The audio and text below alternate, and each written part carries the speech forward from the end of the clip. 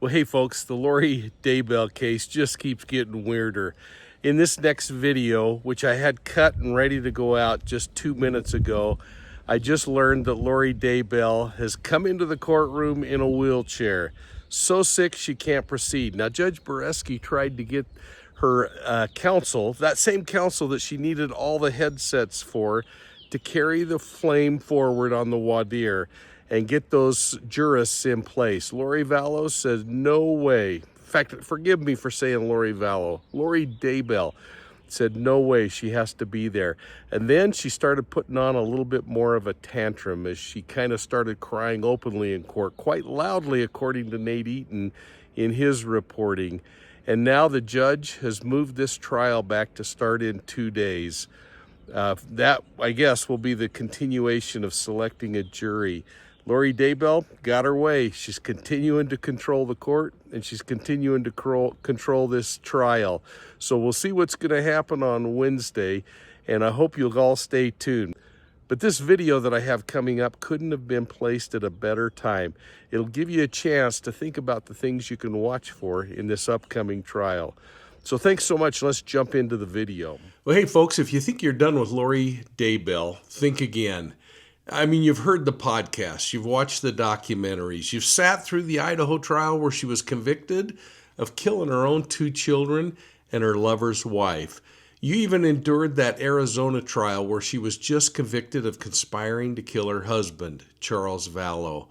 And now, just when you thought this story couldn't get any darker, Lori's heading back to court in Arizona, but this time for conspiring to kill her niece's ex-husband, Brandon Boudreaux. But here's the twist, in my opinion. Lori isn't just claiming spiritual enlightenment or pleading divine instruction this time. Nope, she's sharpening at a very different defense, and it involves throwing her brother, Alex Cox, squarely under the bus. So let's examine some of the behavioral patterns that Lori's shown across every trial and what they're telling us about her newest strategy. I'm going to look into the smoking guns in that Gilbert police report, including surveillance footage, vehicle registrations, and the digital breadcrumbs that prosecutors say tie her to this attempted hit. And then we'll talk about that grand jury indictment and the detective's affidavit that spells out why the state of Arizona believes that this wasn't just a rogue brother with a gun. It was a coordinated ambush, allegedly orchestrated by Lori Daybell herself. Now, this trial won't be about zombies or visions from the veil. Now, they might talk about it a little bit, but it'll be about control, conspiracy, and calculated violence. And trust me, folks, you're going to want to watch every minute of this trial, as much as you don't want to, as much as you want to look away. Lori's cult might be gone, but the consequences of her actions are just beginning. This time, I hope, though, the jury won't need their scriptures or even Chad's visionary portal, because the state of Arizona has surveillance.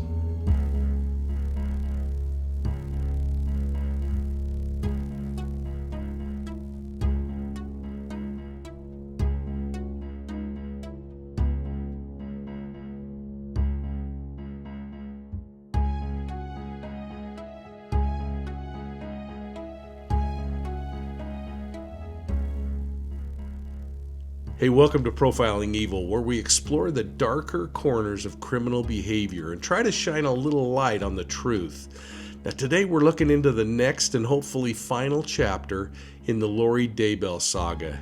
You got it, she's back. We're talking about the attempted murder of Brandon Boudreaux. No zombie talk, no divine visions, just that Jeep Wrangler, a trigger man, and a conspiracy that prosecutors say Lori helped orchestrate. So before we dive in, do me a favor and tap the subscription button down below. Give this video a thumbs up, and if you value fact over fiction, hit the notification bell so you won't miss a single episode when our videos drop.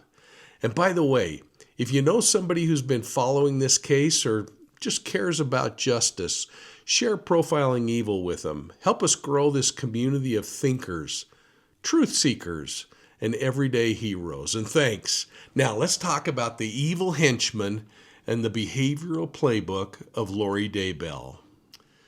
This defendant is no stranger to the criminal courts. She's part of an unholy trinity comprised of herself, Alex Cox, her brother, and a web of conspirators that allegedly includes her convicted husband, Chad Daybell. Now, many of you think there are a few others that should be added to this group, and you can put your comments down below if you want, but don't be slanderous. Try to back it up. Now, Lori Daybell's history spans multiple jurisdictions and an ever-growing trail of violence that prosecutors are alleging was cloaked in both religious extremism and cold-blooded opportunism. Now, already convicted for murdering her own children, J.J. Vallow, Tylee Ryan, and conspiring to commit murder on Tammy Daybell, Lori's legal journey is far from over. In fact, she was just convicted in Arizona for conspiring to murder her then-husband, Charles Vallow. And now, with Arizona putting her on trial for the attempted murder of Brandon Boudreaux, that's her niece's ex-husband, a quick examination of some of the behavioral traits she's displayed across these legal proceedings might provide us with some chilling insight into her manipulative tendencies and what I think are going to be the upcoming strategic courtroom maneuvers. Now, I think it's fair to theorize that if the devil had a Sunday school teacher, it might look like Lori Daybell, polished, composed, fluent in scriptural justification, at least when it suits her. Now, Lori's courtroom behavior has been a paradoxical blend of poise, spiritual delusion, peppered with moments of detachment that are so unreal they appear rehearsed. So let's pick apart a few of her most consistent behavioral markers, starting with deflection and distancing. Because Lori's pattern has been clear. When the heat turns up, she steps back. From Chad Daybell to her brother Alex Cox, Lori has distanced herself from the violent acts that she's accused of orchestrating. In Idaho, she portrayed herself as the victim of a spiritual group of manipulators led by Chad. And now in Arizona, we can expect her to employ the same strategy she used in the Charles Vallow murder case, that of shifting the weight of action onto her now deceased brother, Alex Cox. Think back to that Idaho trial. Lori never took the stand, choosing instead to sit silently as damning evidence was presented. However, her posturing, smiling inappropriately, whispering to counsel, and avoiding eye contact with the victims' families spoke volumes. But when she spoke at her sentencing for the murders of JJ and Tylee and Tammy, she let us glimpse into her disturbing world. And I want to point out a few things from her statement back then that I think are predictive of what we can expect this time around. I'll even include some clips of her sharing those thoughts during this thing so you kind of catch the emotion of this thing and why it's bugging me so much. So first, let's look at her doctrine of denial. Now, while she may not use these exact words again, she'll portray this as a Daybell reminder that he who is without sin among you, let him cast the first stone at Lori Daybell. When Lori Daybell sat there and gave her little speech during the sentencing hearing, she didn't offer remorse. She offered scripture. She positioned herself as the woman in the biblical peril grounds, surrounded by angry mobs, unfairly judged by those without understanding. This single quote sets the tone for how she sees herself, not as a murderer, but as a martyr. And as we examine what's coming in Arizona, I think these statements, delivered after she was convicted of murdering her 2 kids and conspiring to murder Tammy Daybell, isn't just a window into her mindset. It's a blueprint for her courtroom strategy. I think it's her spiritual escape hatch. Remember when she uttered, "Jesus Christ knows that no one was murdered in this case." I mourn with all of you who mourn my children and Tammy. Jesus Christ knows the truth of what happened here. Jesus Christ knows that no one was murdered in this case. Accidental deaths happen. Suicides happen. Fatal side effects from medications happen. Well, rather than acknowledge any responsibility, Lori cloaked herself in spiritual immunity. She denied the murders altogether, suggesting instead that they were due to accidental deaths, suicides, fatal side effects. It was an insult to the court's findings. It was an insult to the evidence. And it was definitely an insult to those grieving families. Do you recall she made that stunning pivot saying, quote, "I died. I went to heaven. I have access to heaven in the spirit world." I have a different perspective in life because in 2002, when I was pregnant with Tylee, I died in the hospital while in labor with her. They tried to stop my labor. They put me on the table and they put something in my IV, and I felt my spirit falling to the floor. I was standing near my pregnant body, watching the doctors try to revive me, which took them a few minutes. In that time, my sister Stacy was standing to my left. I turned to hug her and was surprised that her spirit was as tangible as a physical body, because I knew I was in spirit and she was in spirit. She said she needed to show me some things, and we went to heaven. I later returned to my body. Because of this experience, I have access to heaven and the spirit world. Since then, I have had many communications from people now living in heaven, including my children, Tylee Ashlyn and Joshua Jackson, my sisters, Stacy and Lolly, my aunts and my uncles, and my grandparents. Well, in Arizona, we can expect her to avoid the spiritual zombie language that saturated the Idaho case, but she'll still try to leverage her heavenly credentials when it suits her.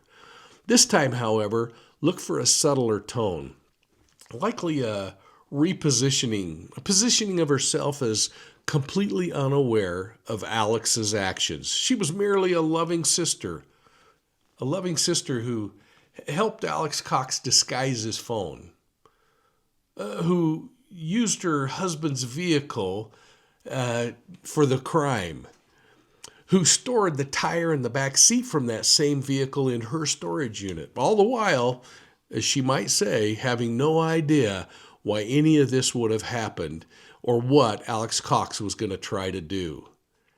We also want to watch for courtroom commentary about spiritual guidance, but without the overt religious justification, because Brandon Boudreaux is a different animal here. If she did anything in those lines that put her close to that, she would know she's touching on legally dangerous ground.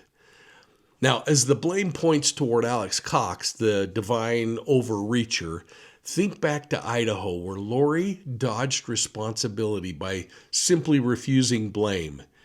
In Arizona, she'll do it by blaming the expendable, her deceased brother Alex. Now note, what she didn't say in her sentencing statement, she never takes direct responsibility. Instead, she says things like, "I was shown how I would help my children. I did agree to go back to my body." Check this out.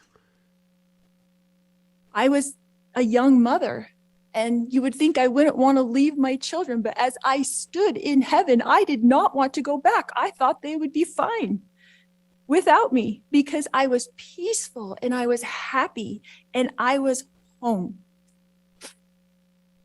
But then I was told by Jesus that I needed to go back and complete things that I had covenanted or promised to do before I was born. This caused me a lot of distress because I knew heaven was my real home, and I only wanted to be there. I was free from pain, emotional and physical. But then I was shown how I would help my children and others in the future. So ultimately, I did agree to go back to my body. Now, she suggests divine contracts bound her to actions that she didn't fully understand or want to participate in. Well, in Arizona, this narrative has to be adjusted by her. See, Alex, not God, is going to become the fall guy. She'll claim that she was spiritually focused while Alex was misinterpreting things. Now, that puts her near the crime, but in her ideas, it's not putting her in the crime. Now, this is a calculated, soft denial, a distancing behavior masked as grief or confusion, and she'll likely continue it, citing her love for family and claiming ignorance of Alex's true intent. We might even see her weaponize emotion and perhaps rewrite the past like she did in the first trial. Remember how she said, quote, "I'm the only person on earth who knows how much Tylee suffered." Was that because she was there at the murder? She goes on to say Tylee was abused by her father and that Lori fought for her in court, trying to protect her. Catch this clip. Tylee has visited me. She is happy and very busy. Tylee is free now from all the pains of her life. Tylee suffered horrible physical pain her whole life. I sat with Tylee in the hospital year after year after year while she screamed in pain when the morphine wasn't even enough to take away the pain of her pancreatitis. I sat there while she cried and I held back her hair while she threw up. And I am the only person on this earth who knows how much Tylee suffered in her life. She had pain every single day. She never felt good. Her body did not work right. And I don't know if that was from complications from me dying while she was being born or something else, but she had a very difficult life. She was sexually abused by her own biological father since she was 3 years old, and she was forced by family court to go visit him for 10 years against her will. I fought for her in court. I protected her. I tried to protect her with my whole life. I tried to protect her.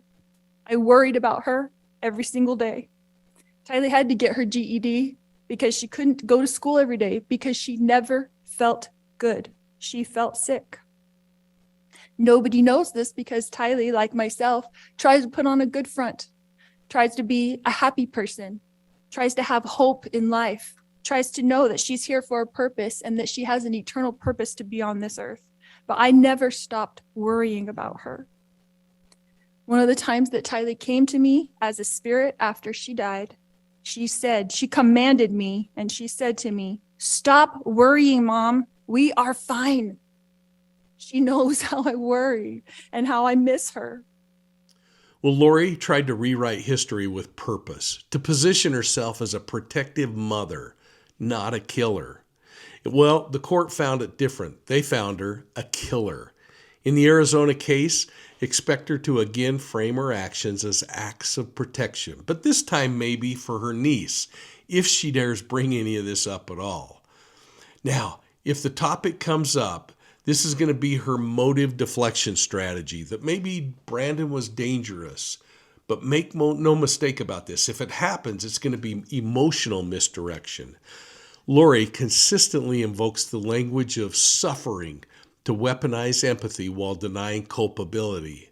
And if she's lucky enough, this jury truly doesn't know anything about her, and she might pull it off. Now, she may even go as far as saying that her spirit world approved of what she did. Remember those comments when she said, "JJ visited me and he said to me, 'You didn't do anything wrong, Mom'?" Or when she said her friend Tammy, the person that she orchestrated killing, came to bring her peace and comfort. Catch this clip.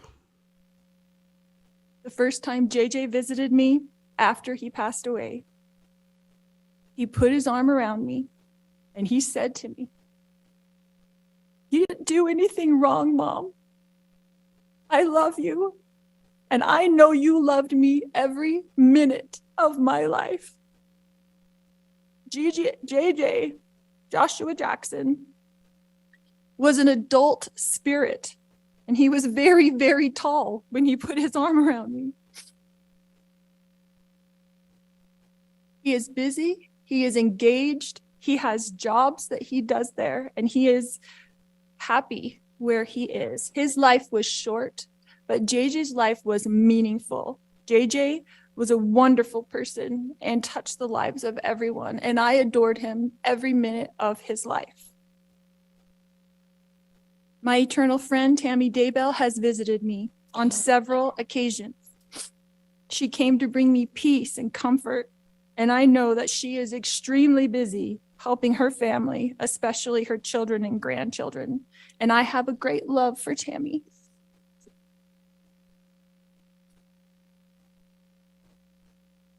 My beautiful children, Tylee Ashlyn and Joshua Jackson, rest safely this day in the arms of Jesus. My wonderful friend, Tammy Daybell, rests safely this day in the arms of Jesus. And I look forward to the day when we are all reunited and I too will rest with them in the arms of my Jesus. Now, this is the ultimate rationalization. Lori doesn't need absolution from the court because she's claiming that she's already received it from her victims. This language turns victims into co-conspirators of forgiveness. It's chilling, it's intentional, it's disgusting. In Arizona, she might try to recast the event as everyone's misunderstanding. Or she may try to convince the jury that her actions weren't akin to attempted murder as she tries to distance herself emotionally and operationally from Alex Cox's actions. Now, using that principle I've taught so many times of past behavior is predictive of future behavior, here's what I think Lori Daybell's Idaho sentencing will tell us as a way of predicting what to expect in her Arizona trial. First, remember, Lori Daybell has a playbook. And while the Arizona trial won't feature zombies or portals to heaven, the structure of her defense will remain the same. She'll minimize involvement. She'll elevate spiritual identity. And she'll weaponize emotional. And of course, she might even blame the dead people. Now, I can only hope that this jury's appetite for her celestial excuses will expire quickly, even though they're going to be looking at this woman, hopefully with a fresh set of eyes. But I think what they'll see is a woman rehearsed in denial, detached from reality, and prepared to once again stage her own redemption. I suspect that we'll see that smiling saint effect in full view. Courtroom observers have repeatedly noticed that Lori's tendency is to smile or even laugh during the proceedings, even when the most disturbing evidence is presented. In religious terms, one might say that she walks into a court as if she were attending a church social rather than a homicide trial. This incongruence between the gravity of the allegations and her emotional presentation suggests either a calculated front or a disturbing disconnection from reality. So I think we can expect her to continue that self-representation and theatrical control that we've come to know. She's going to be testing the patience of the court. She'll continue to represent herself like other cult leaders who believe they're above earthly judgment. We're going to probably see some of those narcissistic traits, a belief in her own divine protection, and perhaps a tactical attempt to control the courtroom's narrative. But I don't think Judge Boreski is going to let any of that happen. So expect a bunch of drawn-out motions, disjointed cross-examinations, and references to perceived spiritual persecution, not divine instruction. I suspect the state of Arizona will come out swinging, starting with that Gilbert Police Department 59-page incident report, which should provide a roadmap to this conspiracy. This is going to be a case that's backed up by surveillance, planning information, and the Jeep Wrangler. Remember, Boudreaux told police he was just returning home and parking his vehicle in his driveway when he caught something in the corner of his eye, a Jeep Wrangler across the street with Texas plates. He thought it was similar to the one that was previously owned by Charles Vallow, who had just been murdered. As he prepared to exit his car after pulling in the driveway, A shot rang out from the back window of that Jeep. He actually saw the muzzle flash. This was a clear assassination attempt. And according to that police report, the Jeep was later identified as being registered to Charles Vallow. And the really interesting thing that's going to come out in trial is that the Jeep had been seen multiple times at Alex Cox's Idaho residence. Now, surveillance footage from Cox's complex further ties that Jeep to the movements on the date and time of the shooting. And these forensic breadcrumbs led police to connect Lori and Alex to the shooting scene. And while verbalized religious justifications seem absent, premeditation doesn't. This wasn't divine inspiration. It was a methodical hit. And while Lori never pulled the trigger, the state alleges that she was the architect. The Arizona Grand Jury Indictment accuses Lori of conspiracy to commit first-degree murder, asserting that on or about October 2nd, 2019, with the intent to promote or aid in the commission of offense, to wit, first-degree murder, she, Lori Daybell, agreed with Alexander Cox that at least one of them or another would engage in conducting and constituting the offense. Now this, according to prosecutors, was supported by digital evidence that ties Lori to Alex's phone, to Gilbert, and to the day of the shooting. That Jeep Wrangler was his getaway vehicle, and the state says they'll show motive through financial records, custody battles, and inheritance money why somebody wanted Brandon Boudreaux dead. Now, as detectives built this case brick by brick, the detective's affidavit's going to come into view. It provides deep insight into the prosecution's theory that Alex Cox was living in the same apartment complex as Lori at the time of the shooting, and that made it easier to coordinate their movements.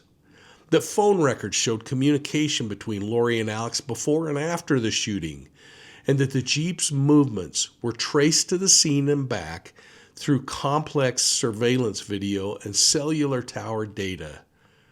Alex's presence in the area was not coincidental, but it was tied directly to Boudreaux's schedule, which Lori would have known because of family communications. In sum, the affidavit paints Lori as the mastermind behind the shooting and uses Alex as the executioner, her divine hitman, albeit without the usual cloak of celestial warfare that she's used to. So as you watch this trial, you might want to see if there are some telltale things happening based on her past behaviors.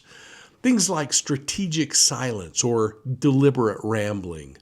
Lori may alternate between long, disjointed self-defenses and moments of strategic silence, but expect spiritual language sanitized of apocalyptic zeal, but designed to cast her as that misunderstood soul, malaligned or manipulated by her loyal brother.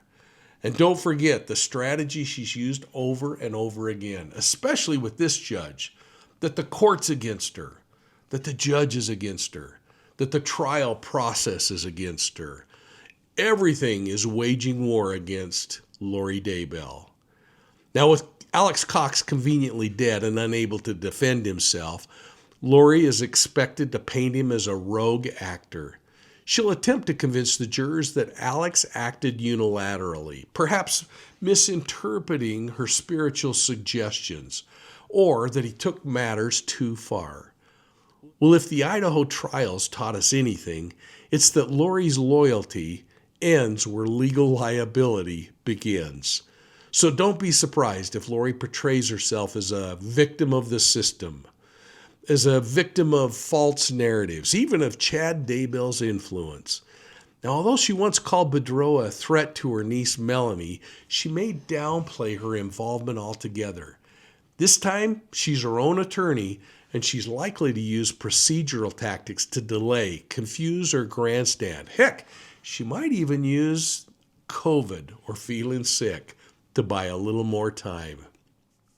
Lori Daybell is, in every sense of the word, unpredictable, but she's not unreadable.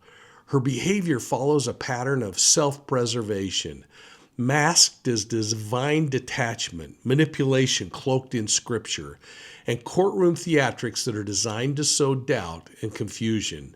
So I've kind of created a little graph to symbolize what I think are going to be the most predictable behaviors on a scale of 1 to 10, using percentages. Number one, I think there's a 90% chance. This sounds almost like a weather report, doesn't it? I think there's a 90% chance that she's going to be spending a lot of time doing some spiritual framing. I would gamble that 100% of the time she's going to be denying any responsibility. And I suspect that about 80% of the time she's going to be pointing the finger at Alex Cox. Now, Lori Daybell is a pro at manipulation, so I think we're going to be able to plan on at least 90% of her time being spent in emotional manipulation, followed by maybe 70% chance of recasting everything. And there's a 60% chance that she's going to try all kinds of confusing legal mumbo-jumbo. And I'm going to give the possibility of courtroom disruption a score of about 50%.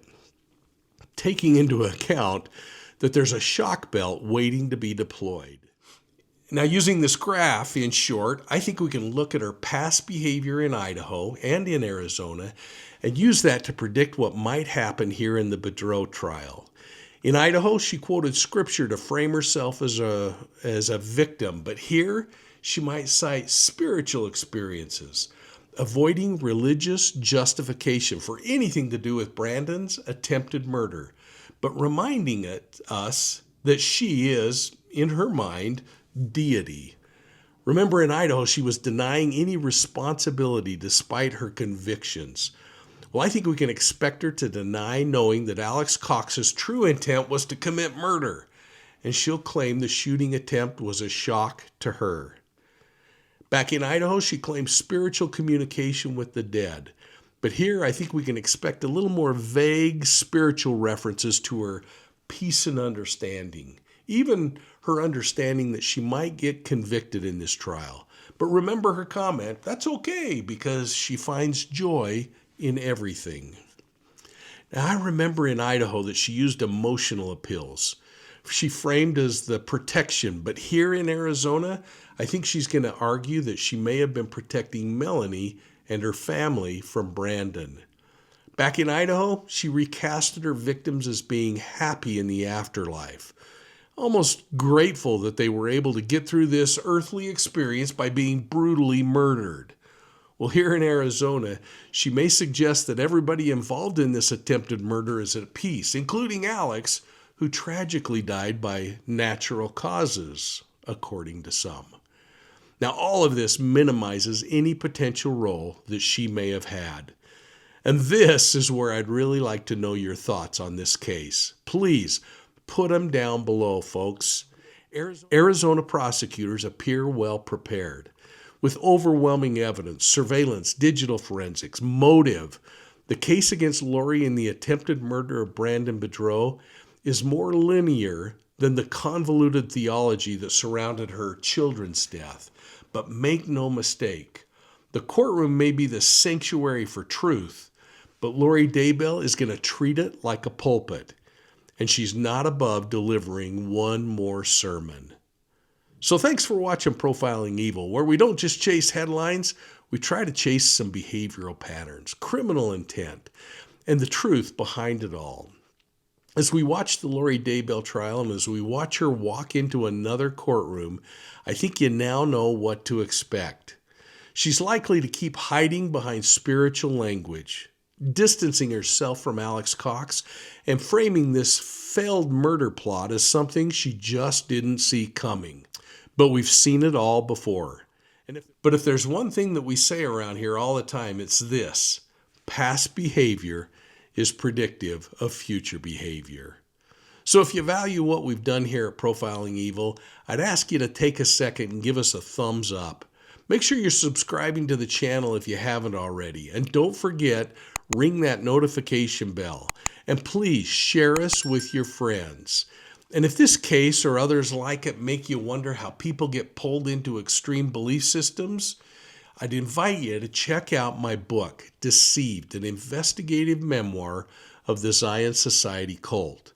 This book pulls back the curtain on another horrifying case, a cult that used spiritual manipulation, fear, and abuse to control its followers and to victimize children for years. It's personal, and it exposes how charismatic predators like Lori Daybell convince seemingly intelligent people to abandon everything that they know is right. You can get signed copies at profilingevil.com.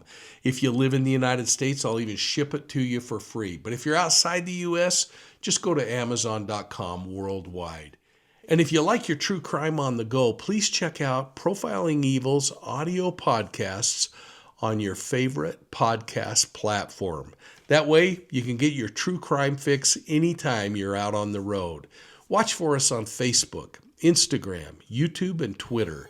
And please, again, share us with your friends. Hey, thanks for your support of Profiling Evil. We'll see you soon at the next crime scene.